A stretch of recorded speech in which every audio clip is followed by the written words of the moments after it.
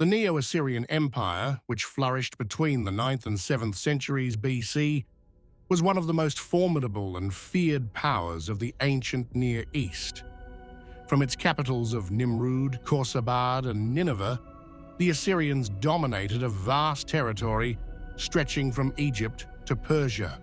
In the meantime, subscribe to the channel if you like these videos and leave a like.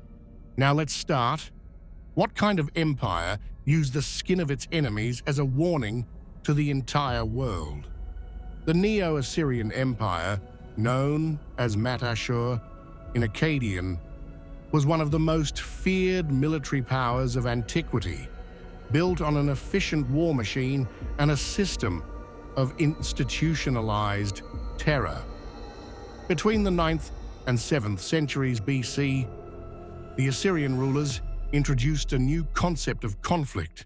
The conquest did not end with military victory, but with the complete psychological submission of the enemy. Every resistance had to become a warning. The terror was not random, but choreographed. Every successful siege was transformed into a public spectacle. Corpses were impaled, hung, or left to rot in the streets. Mutilated, blinded, and chained prisoners paraded through the ruins. This was not arbitrary cruelty, but punishments orchestrated by the state and entrusted to specialized executioners. Inscriptions from the reign of Ashurnasirpal II document these atrocities with chilling precision. I killed 3,000 warriors with the sword. From some, I cut off their hands and arms. From others, their noses, ears, and other extremities. Many I blinded. But the most feared act was flaying. The skins of enemies, removed alive or dead, were nailed to the walls as an unmistakable sign of the fate reserved for the rebels. Sennacherib's bas-reliefs in Nineveh show executioners, sometimes hooded, intent on carrying out punishments with cold efficiency. These executions took place in the squares or outside the city gates, often in front of the condemned's relatives, before they too were blinded and deported. Assyrian cities were designed to include public spaces for these spectacles, architectural instruments of fear. The terror was systematic, recorded in stone, celebrated in archives, and enforced by imperial officials. Few acts in antiquity could compete with the visual impact of Assyrian impalement. It was not just a death sentence, but a symbolic ritual. Impaled bodies were displayed outside the city walls, turning each corpse into a silent warning. Disobedience led to total destruction. Tiglath-Pileser III declared, "I impaled their nobles on stakes, piled the bodies of warriors at the gates." The victims were often prominent figures, local leaders, rebels, governors, selected precisely to amplify the deterrent effect. Impalements were studied in minute detail: height, position, orientation. Executioners were trained to convey psychological messages as much as to carry out sentences. In the bas-reliefs of Nimrud, rows of pierced bodies surround the city walls, a lesson of blood etched in stone. Assyrian justice was not private, but public. Scribes recorded names, crimes, methods of execution, and even the acts were narrated on tablets or inscriptions. Impalement was the language of domination, the way the Assyrian Empire maintained order and control. Mass deportations, domination through uprooting. What kind of power maintains control not by building loyalty, but by destroying identities? The Assyrian Empire adopted one of the most extensive and methodical policies of deportation ever conceived in the ancient world.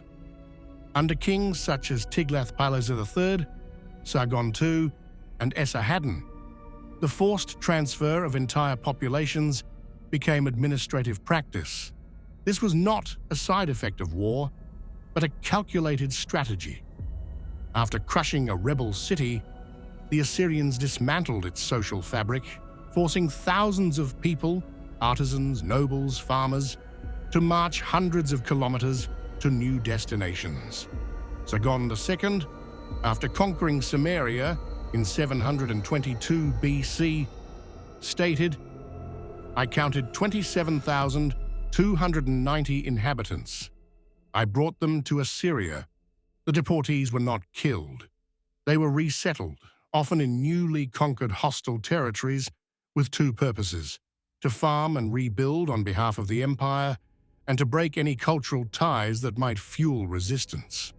Families separated, temples destroyed, languages forbidden. Exile was part of the punishment." The inscriptions celebrate these acts as logistical and administrative successes, but the human consequences were profound. Entire populations were dispersed, confused, emptied of their roots. An imposed survival, reduced to a cog in the imperial machine. Scorched earth, war as total destruction. For the Assyrian Empire, military victory was only the beginning. Conquest often culminated in the total annihilation of the rebel city. The goal was not simply to conquer, but to obliterate. Under kings such as Ashurnasirpal II, Sennacherib, and Ashurbanipal, systematic destruction became a refined form of scorched earth warfare. Cities were burned, temples sacked, granaries emptied, the population exterminated or dispersed. Ashurnasirpal II wrote, "I took the city by storm. I devastated it, burned it. I left the corpses piled up." These scenes were not only recorded, they were celebrated in the bas-reliefs of the palaces. The flames that engulfed the defeated cities became royal ornaments. An emblematic case is Lachish, 701 BC, a city of the Kingdom of Judah, completely burned, its temple desecrated, its inhabitants decimated. Fire was a symbol of obliteration. Survivors were left in the rubble, deprived of resources. Sacred objects were shipped to Ashur or Nineveh as spiritual trophies. As Ashurbanipal wrote, "I took the gods of Elam, burned their cities, reducing them to ruins." Assyria left no trace of the rebellion.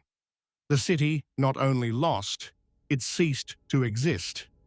The Neo-Assyrian Empire was a perfectly oiled machine, built on terror, intimidation, and the systematic annihilation of the will of others. It was not only an age of wars and conquests, but a project of totalizing domination, where violence became political language, visual propaganda, architecture of power.